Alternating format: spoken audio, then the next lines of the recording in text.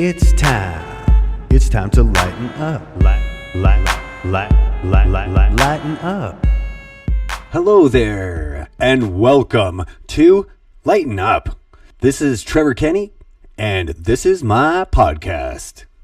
I will be hosting this show and taking you on an adventure like no other adventure you've ever been on. So sit back in your chairs, put on your seatbelt, and put your safety glasses on, grab some popcorn, because we are going to be going over the evils and the beauty of this society. Those that are making it worse, and those that are trying to conquer evil and bring some light into this evil system we call capitalism. So this podcast is an intro podcast, so I will be the only one speaking on it. And later podcasts, I will have guests, and there will be a little bit more to listen to. But I'm sure you're wondering, who is this guy I'm listening to? And why should I bother listening to him? And why does he sound like he's on tranquilizers? Well, I may as well tell you a little bit about myself and why I'm saying the things I'm saying and where these thoughts have come from. I am an individual that respects other individuals. And in my belief system, it's very important to honor and respect everyone's point of view. And though you may not share my point of view, I do appreciate the respect that you give me in listening to me with an open mind. Because one of the things I've learned is that you cannot learn anything if what you're hearing is debated before it enters into your mind. In order to learn something, you need to take the information in, let it sit there, and then go back to it and think about it, not only from your mind, but from your heart, and see how you feel about what is being taught to you or shared with you. Otherwise, if you debate it on the way in, it won't even make it inside for you to digest and to hear. Because a lot of the stuff that's on this show is not your average way of thinking, because we were all brought up in this system of capitalism and this certain way of thinking, and told to follow the law and do what we've been told, or else there are consequences and punishments. And that we need to cooperate and go along with the reality that has been put forth to us. Well, this show mainly is to help us maybe take a different look at reality and the way life is. Because things aren't as they seem. I have always been a truth seeker. And I'm not just satisfied with somebody telling me the way that something is. I need to experience it. I need to understand it from my point of view, from inside, and know inside that it's right. Not just hear about something and believe it because somebody told me about it. So all my life I've been seeking for the truth. And I've been in Christianity for a number of years and studied that. My parents put me through all that kind of thing. And then moved on to Buddhism, Hinduism, Judaism, trying to just find out what's going on here for real. Why don't we know who we are, where we came from, how were we made? All these answers. And so after studying all these different religions and things like that, I came upon a absolutely amazing medicine called ayahuasca, daime. And it's also actually got 40 other names in the Aboriginal culture, mainly practiced in South America. This miracle medicine that allows us to see to the other side is illegal. I wonder why. You have to leave the country to do this medicine. It is extremely sad. This medicine has shown me with my two eyes what is on the other side, what we're talking about in spirituality. It actually shows people firsthand. You're able to transcend this meat sack of ours, this body, and see what spirituality really is. So this medicine has given me the opportunity to have visions that are real, more real than what life is here, more real than what I see with my eyes. Now everybody's probably going, that hasn't experienced this, oh, what's he talking about? This crazy hooty goody, whatever, blah, blah, blah, voodoo, hocus pocus. Well, let me tell you this. Until you've done it, shut up, because you don't know. And what anybody else has told you about it, you don't know until you have experienced it. So this medicine has shown me the truth. And what is the truth to me? Not your truth. I respect your truth. If you respect my truth, I'd appreciate that as well. But I have seen, and this medicine does not give you a hallucination. It was studied in the 1800s, and they thought from the 1800s to the 1900s that it was a hallucinogen. And after studying it, they realized that it is not a hallucinogen. In the 1900s, they had to rename it as an ethnogen, which is pretty much the opposite of a hallucinogen. It is not coming from the mind. It is seeing what is really in front of you. There's a reason why these Aboriginal cultures have been doing it for thousands of years, well beyond what the Christian religion has written down. And it's an opportunity for the Aboriginal people to be connected to the other side, to the spirit realms. And I have taken this medicine in different settings, in a Santo Daime setting and in Shipibo setting. And it has given me great clarity and insight. And I'm not saying I'm special or anything like that, but I'm very thankful and privileged to have had that opportunity, to have seen the spiritual side. People can say, this is the way it is, that's the way it is, this is the way it is. Well, I've seen what spirituality is, what the spirit is, what your higher self is. So I'm not saying I'm great or anything like that. I haven't exactly been the best behaved angel. I'm a very curious being.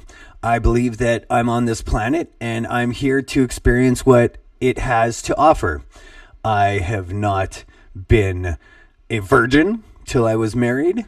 I have not abstained from drugs. In fact, I have done pretty much every drug that there is to do. MDMA, DMT, GHB, cocaine, heroin, PCP, you name it. I've done it. And you know what? I did it and partied and I had my fun. And you know what? I don't regret a second of it. But please be warned that if you undertake this path, that you could spend a good part of your life trying to get rid of the addiction. So be warned. It isn't for everyone. But these days, I feel that those things don't really serve me. But I am more than thankful for them. And I totally condone other people's choice to do them. It is a free choice planet. And all of these laws that say we can't do things are wrong. So, just a side note, I am not an intellect. I am not a details person, and I do not have a photographic memory or an amazing memory. And there are a lot of people on this planet who are intellects, and good for you. Wow, that's great. I'm really proud of you. But I am not an idiot, and I have seen plenty of intellectual idiots on this planet. No offense to you if you're intellectual, that's great. You're good at memorizing. That's very good. My point being is that I believe that intelligence far supersedes intellect. And trust me, I've done plenty of idiot things as well. But my point is that I believe that intelligence should be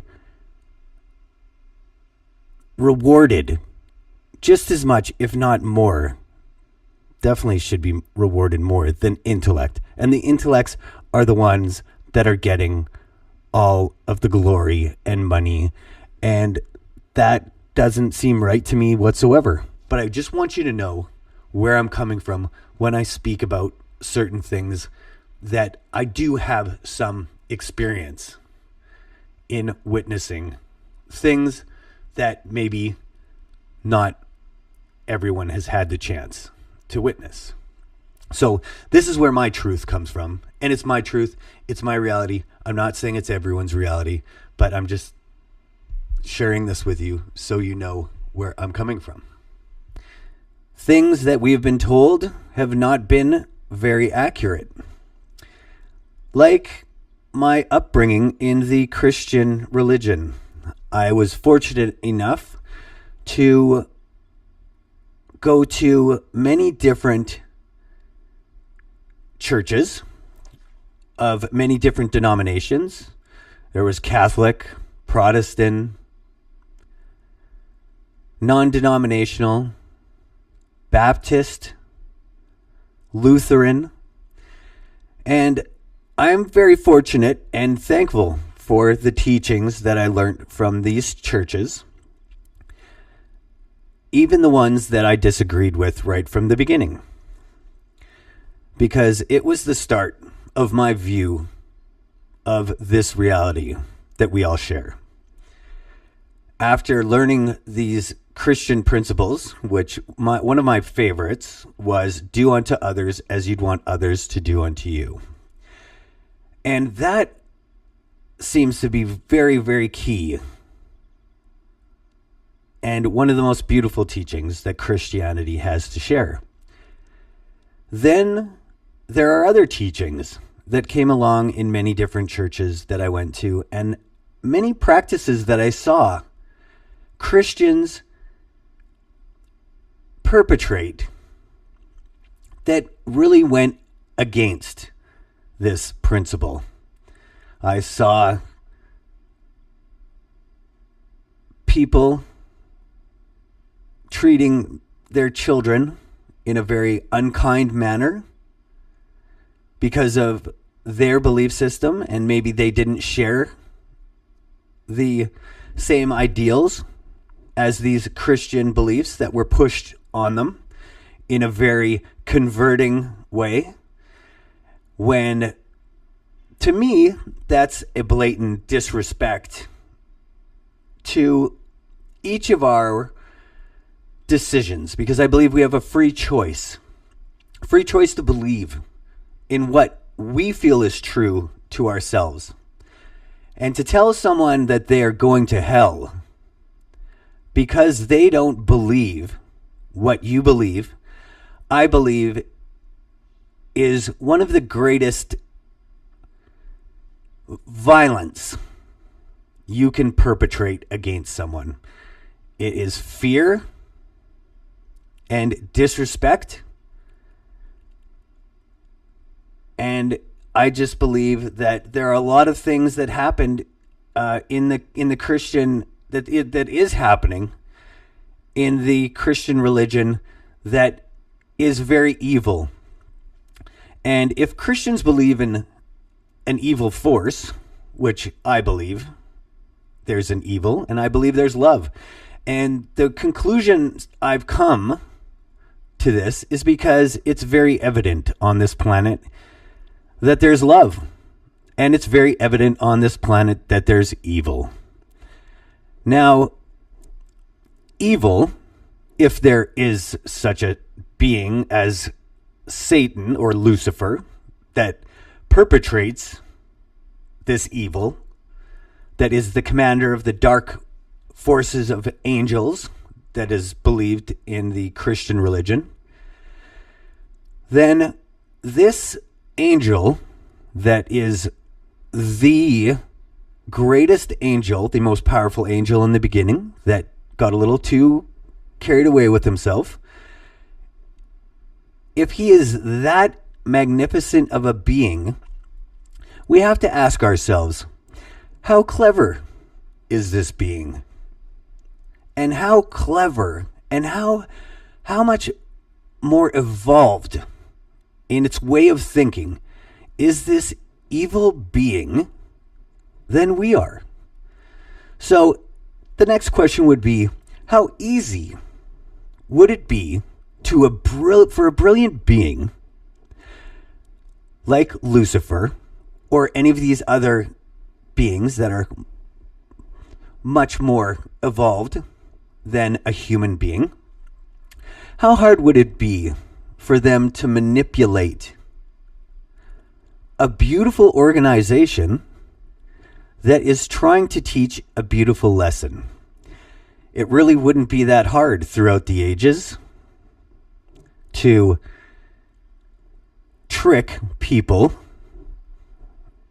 into thinking a certain way that benefits this evil force, into taking a beautiful teaching and turning it into evil and putting its influence on the people that are teaching it and the people that are receiving it. It would be pretty much like tricking a child into doing something. That's how clever this being would be, would it not? If it is that omnipotent of an angel. So what I have seen in my belief system, and this is the part of the Christianity part of my belief system, which I have also studied Buddhism and Hinduism and Judaism and taken a good look at all of these different religions that I truly do respect, and I respect everyone's journey, and I believe that they have every right to believe in what they want to believe, because that is your free choice. That is one of the gifts and one of the main things that we need to cherish and respect in each other. There is not only one right way in my belief system. Now, why don't we just take this one example? If this omnipotent, clever being wanted to, which it would if its prime objective is to be evil, to make people hate each other, to make people sad, afraid, to make people want to covet each other's possessions and disgrace each other's agreements with each other, make people stab each other in the back, be selfish, greedy. That's kind of what this being is. So in my belief, this being has worked its way into organized religion in many, many different ways. And what it does is it takes a beautiful teaching and it kind of works its way in and twists it and perverts it. So things like loving your brothers and sisters gets turned into disrespecting your brothers and sisters. And this is just the way this evil being would want it. Statements like, you need to believe in what Jesus Christ teaches or you're going to hell. Think about that. That is a perfect example of the way that evil has gotten itself into the Bible. I believe that evil has gotten people who have been writing the Bible to write things in an interpreted way that Jesus Christ would have never wanted it to be taught. This being is a very, very clever being, much more clever than human beings are. And you see it everywhere in organized religion. This hell thing comes from, because I guarantee you Jesus would have not taught that. Jesus teaches love. And if Jesus did teach, if you don't do certain things in the Bible, he would have been saying there are certain guidelines that you can follow that will keep your consciousness and your sense of well-being in a balanced and focused place. And if you go and do a whole bunch of these other things that are excesses that take you out of balance, that would put you in a place that feels like hell. That is what Jesus would have taught. But instead, evil has worked its way in. And there's that loving statement, and then there's a statement like, if you do not believe in this, you are going to hell. Which one is love and which one is evil? Just here's another example, simple example. There's thousands of these examples where evil has penetrated and creeped its way into organized religion. I think it's maybe the Mormon faith. There's a belief system that you could tithe and give 10%, and I believe why not give some money to an organization that is a good organization that is helping you be a better person, and they need to run their organization. They need to pay rent. They need to do all that. That is absolutely fair. You could say, we would appreciate it if you would contribute to this beautiful teaching, and for us to spread it, we need your help to make a donation and pay for our church. That's a loving way to say that. The way that evil has crept into one of these religions is it has said that you have to pay 10%, or else you will not go to this special place in heaven where only the people that pay 10% go. You think about that. That is a real statement that some churches are making. That is where evil has crept in. This is what's happening everywhere in the world. The world is being run by evil right now. There are good people that are trying to get in there and make a change and make a difference, but at the top, it is being run by an evil force. And you can listen to the examples that I just gave you, and you'll be able to tell. Just listen. What people are doing, is it loving or is it evil? Is it hurtful? And everywhere in capitalism, you can see this happening, not just in organized religion. This being has crept its way into every organization almost, and its main concern is its own. So that's just a little something, a little bit of something that I kind of came to a realization about Christianity. I've gone on in my life to there just wasn't enough answers for me. I trust me. I spent a lot of time in Christianity, a lot of different churches, Bible studies, Bible camp every summer, Bible study, and so I definitely did learn a lot, about Christianity, and I definitely did see a lot of actions that went against the beautiful teachings of Jesus Christ. So it wasn't enough for me there weren't enough answers for me in Christianity. I was looking for more. So I ended up asking more questions, and if you ask more questions, you get more answers. So I went on to learn about Buddhism in the nothingness and the thoughtless awareness, and Hinduism, and learned about all the devas and devis, and that was an amazing reality that teaches in depth. The Hindu religion has the answers, as many answers as you have questions, and it's absolutely brilliant. And I absolutely respect and honor that tradition. And in that tradition, see, I kind of was noticing, and this is my opinion. I mean, obviously, I'm going to get some people that don't agree with me on this. But if you want answers and you go to the Hindu religion and you start studying that religion, what I found in that religion is that they respect other people's religion. So I kind of feel really proud and honored. Actually, I feel honored to have learned that religion, if you will, because it seems like a more mature, organized way to look at religion and life. Because what they say in that beautiful religion is to respect others' religions.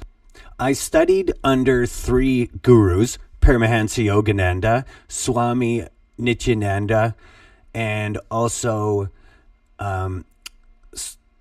this is a long one, Bhaktivedanta Prabhupada. Bhaktivedanta Swami Prabhupada. Sorry, I haven't said that in a while. And I encourage you, anybody who is a seeker, anybody who's looking for the truth, get Autobiography of a Yogi. It was the first book that I started reading when I was looking for something more answers than Christianity had. And in this book, they teach everything that Christianity teaches, but in a more pure, loving way.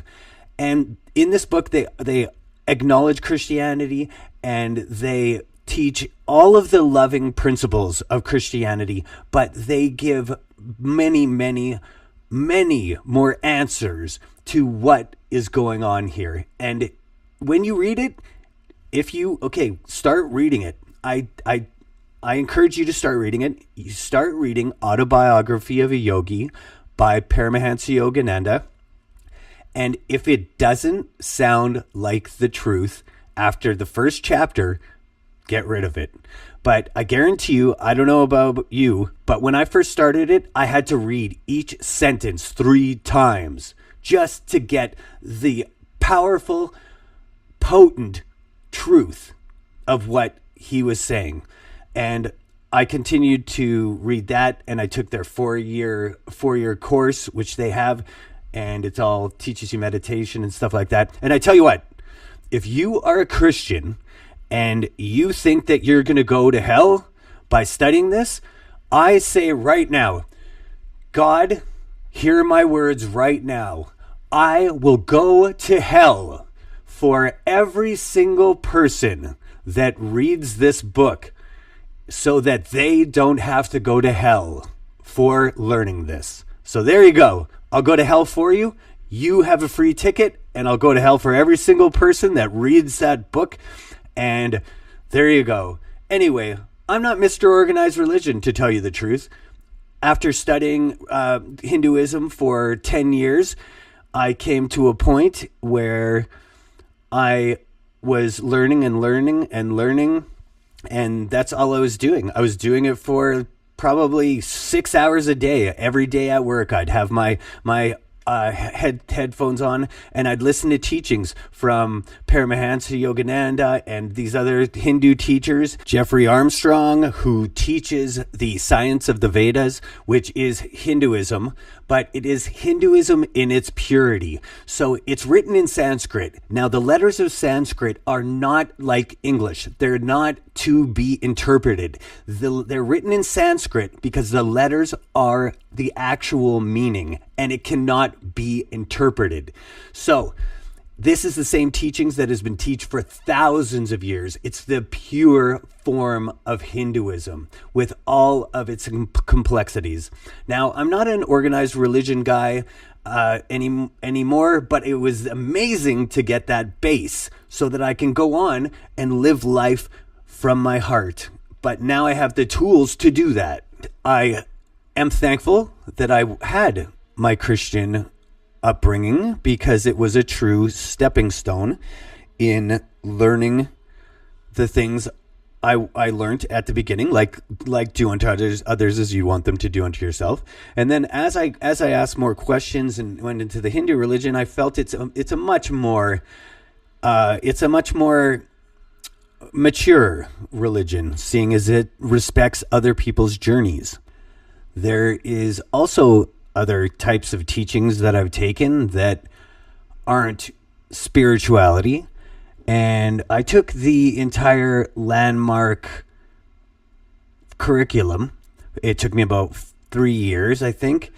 And that really showed me how the psychology of the mind works and how we memorize negative things that people say to us and they repeat for the rest of our lives. It also showed me that if you don't have all the facts to certain things, our mind naturally fills in the blanks and makes up stories that are not the facts that happen in life. And it actually creates emotional turmoil and mind clutter, and it takes you away from being your true higher self.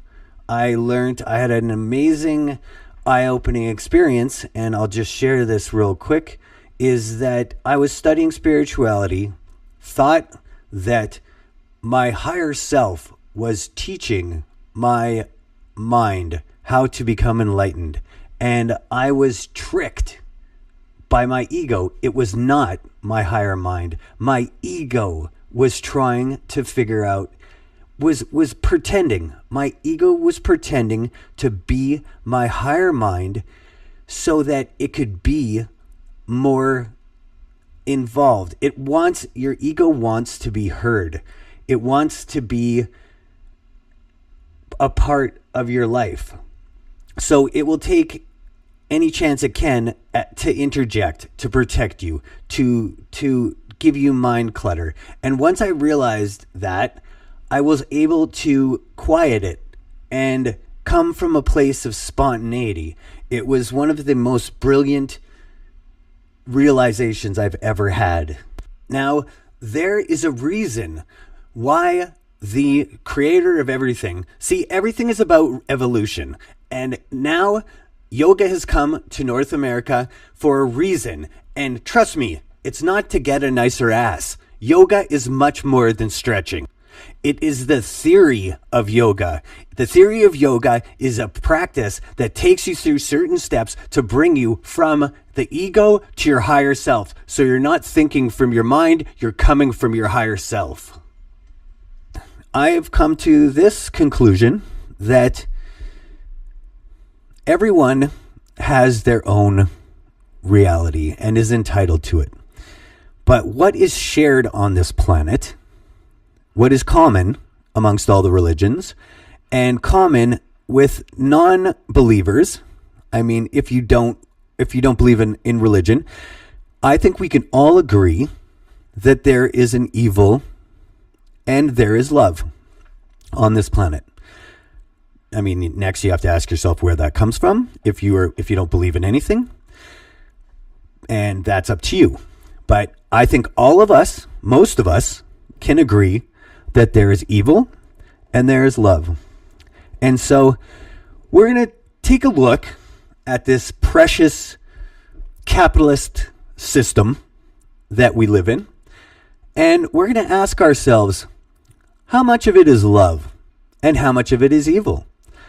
And of those living in this capitalist system, who of us wants a system of more love and who of us wants a system that's more evil? And as we go along this show has two parts to it, two main agendas. And one of the main agendas is to promote a system called Contributionism, which is a system based on love.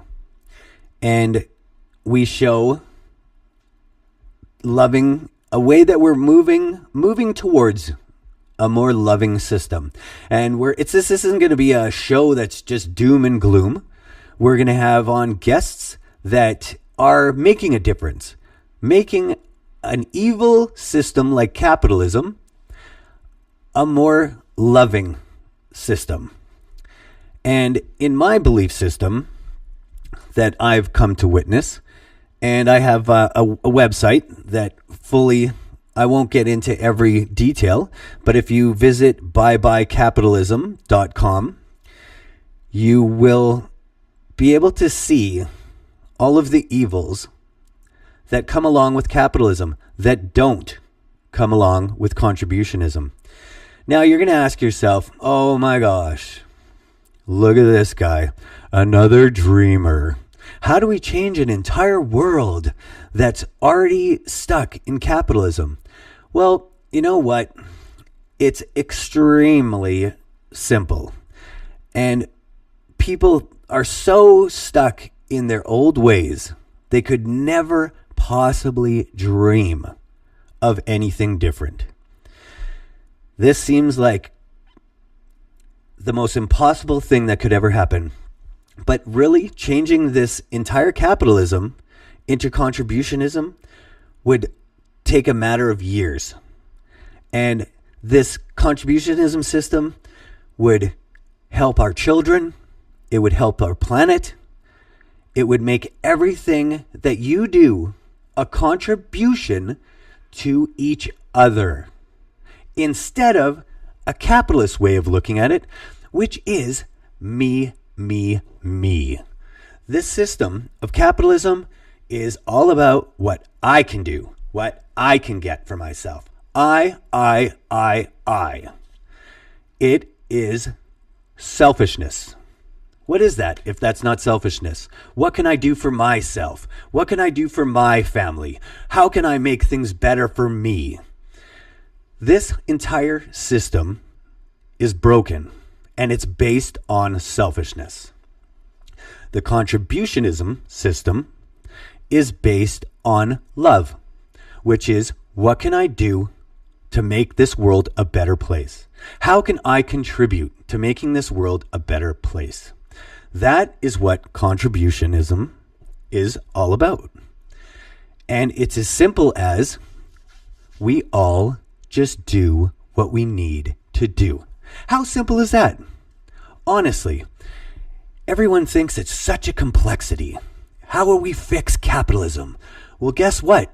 You're not going to fix capitalism. Fixing capitalism is exactly the same as taking a house that has been rotten from the inside by termites, ready to fall apart, and saying, I'm going to go in to this house and renovate it and make it work. Well, guess what? It's already destroyed.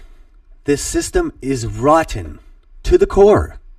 It is based on greed, which is the number one reason why it can never be changed into love, because it is centered around greed. And guess what? If there is an evil being named Satan, or whatever evil there is, because we know there's evil. You've seen evil people. You've seen people perpetrate evil things. And you've seen people do loving, caring things. So there definitely is an evil, okay? We've all seen it. There's no disputing it. You can dispute it all you want. Actually, I respect you and want you to do what you feel is right. So basically, what I'm talking about is a system that revolves around selfishness cannot be fixed with doing other things within the system. The system itself is the evil.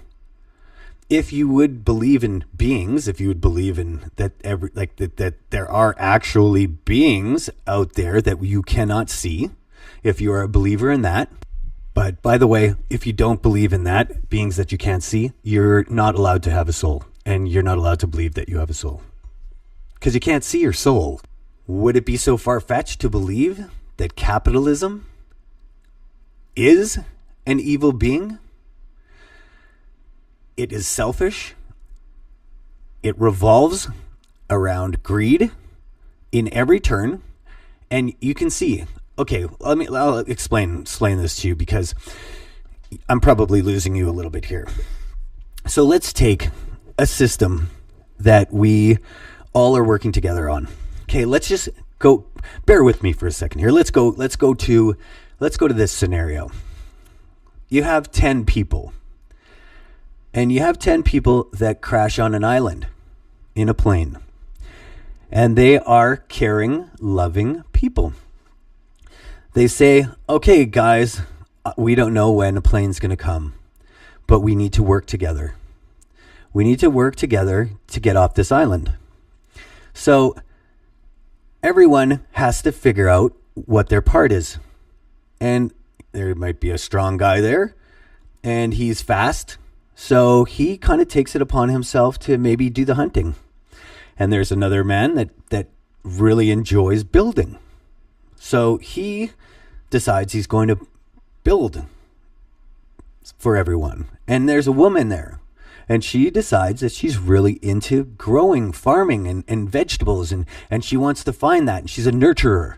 So she decides, okay, I feel like I'm a nurturer. So I'm going to go and do that. And so these 10 people, because they're loving people, they want to help each other. They want to help each other make a working environment, loving working environment for everyone that's there. So what they do is they make sure they don't burn down the forest, because they're going to have to live there on this island that has, vegetation. They make sure they don't burn down the forest because they have to live there. They make sure they don't pee and poo in the water that they have to drink, okay? Because that would affect everyone, right? And they don't harm each other, because they're loving beings. They don't want to harm each other. So now let's just all of a sudden change this island into a capitalist island, where the one man that wants to build a house wants to have been paid. So he wants to be paid to build a house. And he's not going to give away his house until somebody pays him. Okay? And then we have the hunter. And he's hunting for his food. And he says, no, sorry. You have to finish building me a house before you can eat. And let's develop some kind of system so that you can't have what I have unless you give me something. It's mine. It's mine, mine, mine. And if you want it, you need to give me something for it. And maybe I'm going to get him and him and him to help me. This guy and this guy and this guy and this woman, they'll help me catch food. And then I'll have more food than you. So that will make me more powerful. And then you will have to give me your house, because we won't give you any food unless you give me that house. And so we'll develop a system where whoever's the best on the island, whoever's the best, that's it. Whoever's the best, everyone wants to be like. And they have the most power. They can tell everyone else what to do. Let's do that. That's a great idea. Yes, let's do that. Is that a loving, or is that evil? Is that a loving society, or is that an evil society? Think about it, people. I'm not saying whatsoever we need to be going back to the Stone Ages, back to square one. I do not believe in that whatsoever. We are an evolving race. All races. I'm saying the human race. We are one race. We are brothers and sisters. We do not need borders. We do not need to be different. We do not need our differences pointed out. We do not need to stop at a border and decide what can go across and what can't go across, and that our neighbors aren't as good as us, and that this and that, and none of it. We are we're a human race. We are all brothers and sisters. We are all more alike than we are not alike. We need to start working together for each other, for all of us. What kind of loving system takes people who are mentally ill, who are our brothers, who are our sisters, and sticks them on the street to suffer and to be in trouble and to do things that are not in their best interest? Think about a special needs person that just doesn't understand what's best for them. And they're all of a sudden given drugs. And then they're all of a sudden wanting that again and again and again. And we just let it go. We let it go. That's normal. That's the system. It's fine. The system's fine. We're all so busy working. We're all so busy with our own lives that we do not see what is going on around us. We should not have homeless people on the street. We should not have people that aren't contributing. If they don't want to contribute, that's fine. That's their choice. But they don't get to share in the same privileges as the rest of us that are contributing. But we don't starve them. We don't stick them on the street. We don't take property and say it's our property and you don't deserve property. What kind of thinking is it? Please tell me. What kind of logic is it that you can say you own anything? You can have things that you're using. They are on loan to you, but you don't own anything. Nothing lasts forever. The land that you're building on does not belong to anyone.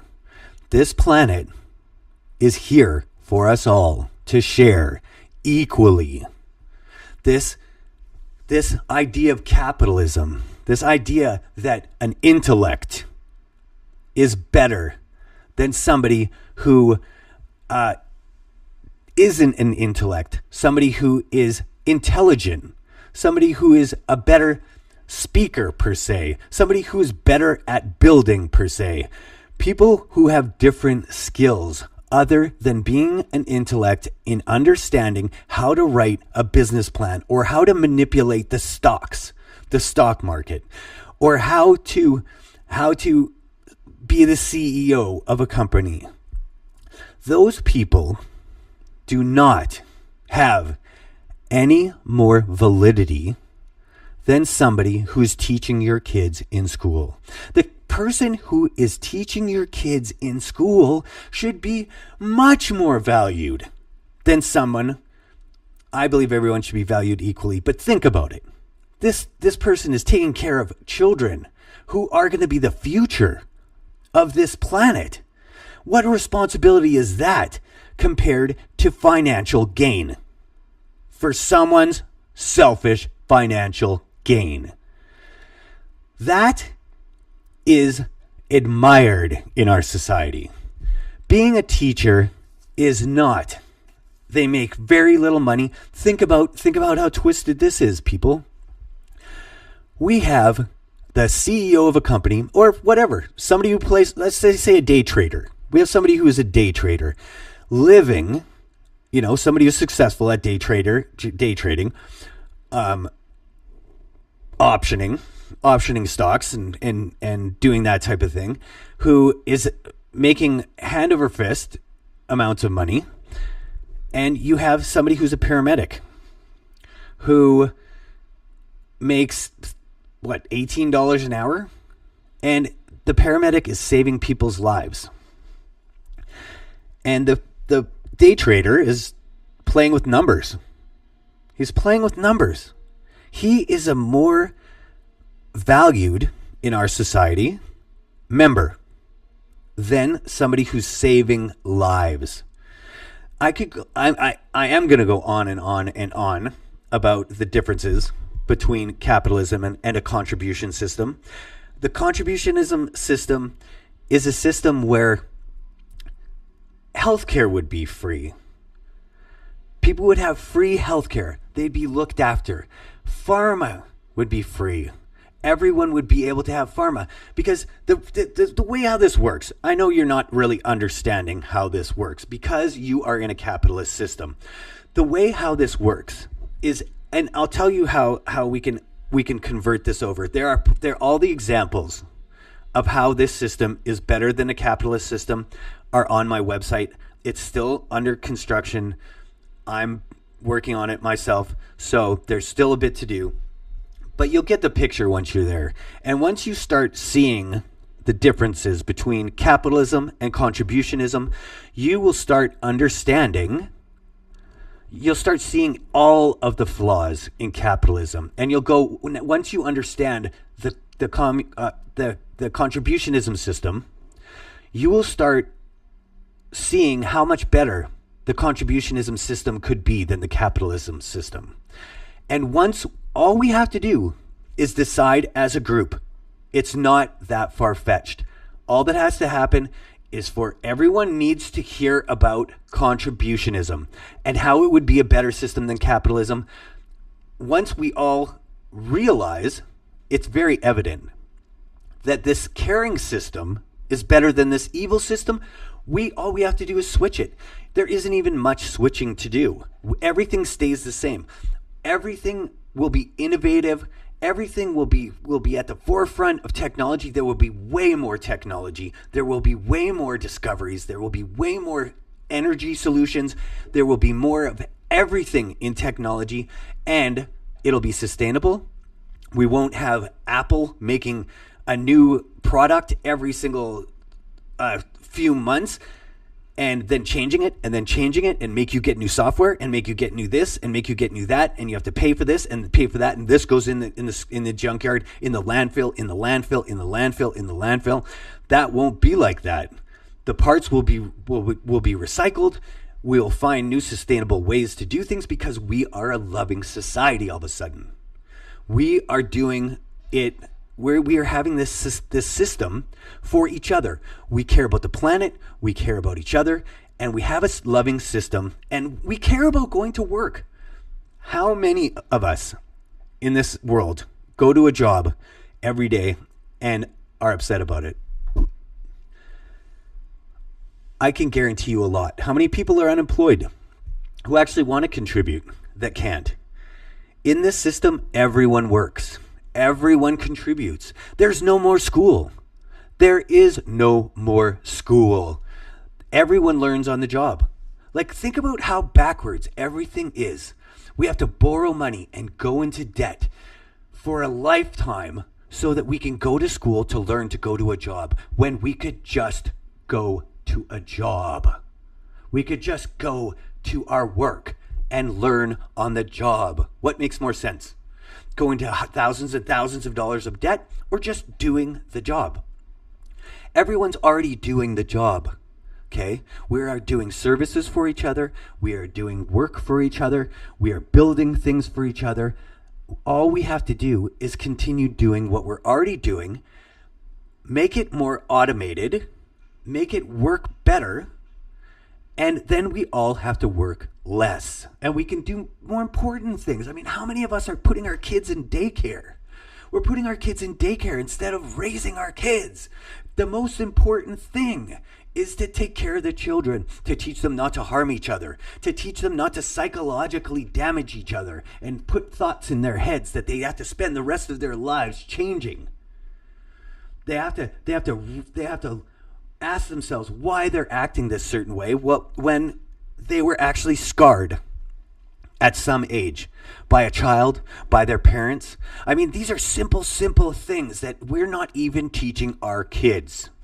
The trauma that we put in our kids with the negative things we say come up for the rest of their lives.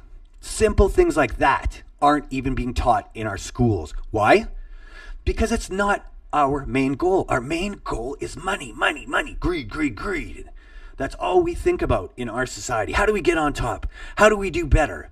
How can we have more? How can we have more? My precious. It's evil. It is pure evil. If we can just switch to a system where we care about each other, care about the planet, all we have to do is go and do it. All we have to do is do our job. And once we get good at this, and once we get better at this, and once there's new technologies to help it do it faster and without less manpower, we can have more time to spend with our children instead of sticking them in daycare all day and have somebody else raise them. We can do the things that are important. It's not a far cry. It is possible, but it's only possible if we all decide, not all of us. You know what? The one thing that you need to understand is that this world is not going to all of a sudden be all loving. And it's not supposed to be. I believe that this world is a place of free choice. It's a place of free choice where you can decide to go and do cocaine if you want. You can decide to go and do heroin if you want. And you can be as evil as you want. That evil is still going to be there. The love is still going to be there. Both are going to still be there. But what this is all about, okay? What this whole transformation and this whole change in system is about, it's about changing hands of the power, taking the power from evil and putting it into the hands of love. Because right now, it is not, the decisions are not being, the questions are not being asked. The first question should be asked, how does this affect people? How does this, the second question, how does this affect the planet? How does this affect our children in the future? These are loving questions. Now, the questions that are being asked right now is, does this make a profit? Does this make me more money? And that is what's driving this system. The whole system revolves around, does this make a buck? And think about that. If you're just centered around, does this make money? It is not going to be for the love of the planet all the time. It's not going to be for the love of the people all the time. A system that would be a loving and caring system is a system that I want to be a part of, that I want to live in. I want to go to work because I'm contributing to the overall of mankind, because I'm helping build somebody a home, because I'm helping get, somebody get better or well. There are so many insane things that are going on because of money. We have a hospital. In our hospitals, we're feeding people white bread and Jell-O. In a hospital where people are sick. Come on. If that is not the most blatantly insane thing that I've ever heard of, we're not feeding them broccoli and nutritious, like the most nutritious organic stuff that we can find. These are the people that are sick. They are the people that need it the most. And we are cutting corners on that. And we're giving vaccines that are filled with mercury and all this other stuff so that pharma can profit. When things revolve around profit, people get greedy. They go into their ego and they think, me, more. What can I get? What can I have? I want more. People start doing evil things because it is your ego. It is your ego that is being tricked and manipulated because your ego only cares about itself. Your ego is not to be hated. Your ego is what I'm talking about. If you believe that you are a person and that you have a soul and that there is more to you than just your body. The theory is that we have egos, and the ego is the body and the mind. The higher self is a being that exists outside of this body. Well, this body is built to be on this planet, and this body, in order to be on this planet, needs to do certain things. It memorizes things, like your brain memorizes stuff. When you get little, you learn to walk, you learn to do automated things, because once you get to do automated things, your body learns that, then you're free to do other things. If we were all worried about walking the whole time, nothing would get accomplished. So this body of ours memorizes patterns, okay, and routines. So what you teach it is it does. It is not responsible for these higher decisions, these decisions like love, like decisions where love comes from. This body does not do that. This body This mind, it's a mind that does what it's automated to do. And one of the things it's automated to do is to make sure you survive. You don't believe me? Go stick your hand in a fire. You stick your hand in your fire, your hand comes out really quick. Somebody screams, you jump and you run. Your body is designed to save you, to protect you. Your body memorizes things. Think about all the things you memorize with your body. It memorizes things. That's how it works. The higher, more loving thoughts, the thoughts that don't have to do with automation, come from a higher place. And this is what I believe. And when you're coming from your ego, you're coming from a place of selfishness and a place of greed. Not because it's bad, but because simply your body has memorized those things to survive. Your body is made to survive on this planet. So what's part of survival? Part of survival is feeding yourself, getting things for yourself. Your body it wants to provide for you, because without providing for you, it will die. The whole purpose of your body is to sustain you, to protect you. So it is not bad. It is just the way your body functions. So when you're coming from this place, the place of your ego, because you have thoughts that come from your mind which protect you. When you're coming from that place of protection, of a place where you just need to provide for yourself, okay? That is a very basic and primal way of thinking. And that is the way of capitalism.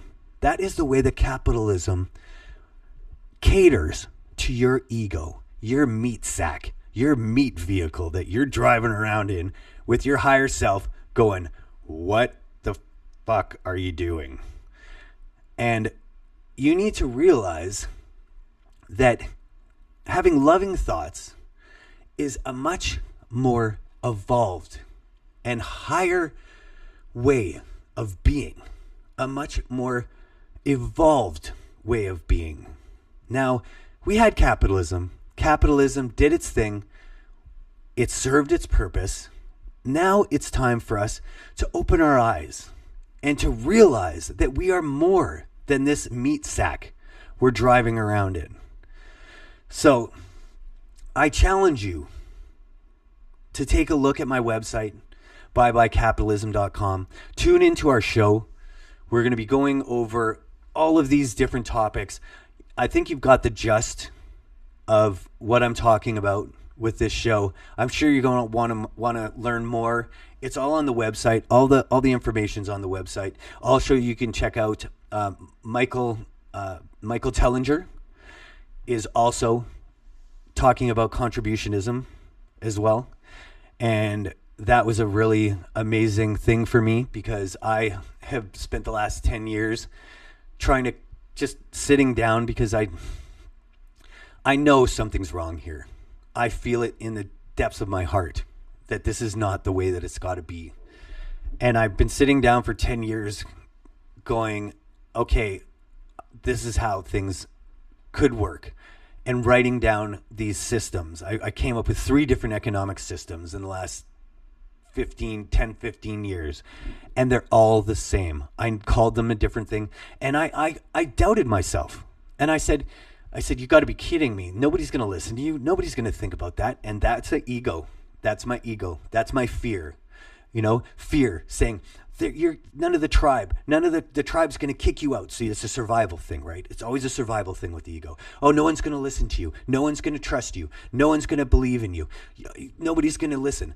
Now, my ego got in the way, and now I'm living my life's purpose, and that's just to share this message. This contributionism thing is not governed by one person. It's governed by the people. Once I get this message across, I will be just the same as everyone else. I'm not doing this because I'm going to be the leader of anything. I will be just the same as everybody else in this system. And that's the beauty of it all. We all get to vote on what happens. We all get to decide on what's important. You think you have a say whatsoever in what's happening in the system? You think you can change the laws? You're out of your mind. You have to be a lawyer. You have to learn the jargon. There's a reason why these laws are so tricky to change, because the money has paid people to write them in a way that it takes, you have to try and change a law. Go ahead. I'd love to see you try. If you think that it's just happenstance that those laws are hard to change, you better think again. You better take a look at the bigger picture, because you can't change this system. That's why we all need to agree on this. That's why we all need to see the flaws in it. We need to realize there's a better way to do this. And once this thing gets running, it's run by the people. Everyone votes. Everyone decides on what's best for each other, what's best for the whole. And I started writing the last system, and I was like, okay, this is the same thing. I keep writing the same thing over and over again. I wrote down this system. I wrote down the name for the system. I wrote Contributionism. And this just shows you, like, tell me if this is coincidence or if this is something else, something more. I went to register the name Contributionism in Wikipedia, and when I went to enter Contributionism, this is after I had written all this information about it and how it works and everything else, I found a video from Michael Tellinger. And in this video, Michael Tellinger starts reciting the exact information and every thought that I had in writing all these different systems. He received, I believe, he received the same exact system. Now, if there isn't a consciousness that we all share out there, then how was it? Just circumstance? Was it just a coincidence that him and I had the same thought? In Kung Fu Panda, the master says there's no such thing as an accident. And you know what? Yeah, it's Kung Fu Panda. Okay, fine. But guess what? We get taught things from all different walks of life. And if you're really listening, there's truth everywhere. And you just have to ask yourself, is it love or is it evil? And I believe that wasn't an accident, that we were both meant to share a system, to try and get a system going. I'm sure we are not the only ones. And if anyone says that it's their system and doesn't realize that it's coming from another place, is stuck in their ego. And Michael Tellinger is doing an amazing job getting this information out. He has a website all about the Ubuntu movement. He has changed the name. He is doing a different approach, a political approach. He is getting seats in the parliament so that he can be heard that way. He is also starting his contributionism movement as an example, a working example in a rural area with farmers, and making this system work in reality so that people can see how that this system is a loving, caring, sharing system. So if you want to look up Michael Tellinger, please do so. He's got all of the information and talks about the exact same message. I encourage you to do that. And much love and respect to him for his caring contribution to this planet. And I look forward to the next episode where I will be sharing more. I will be having guests on to share their story about how this system has affected them. So those episodes where people are sharing how this system has affected them will be a little bit of a darker kind of episode, because it will show how the evil of capitalism has affected them in a negative way. And we will also have a more light, a more loving kind of episodes that are in support of people who are changing the world and that are making a contribution in their own way to make the world a better place. And those episodes will be more uplifting than the episodes where people will share their stories of how capitalism has affected them in a negative way. So I look forward to these next episodes, and check out my website, byebyecapitalism.com, and please tune in for some next shows. Much love and respect to everyone that's listening, and let's make this world a better place. Thank you very much.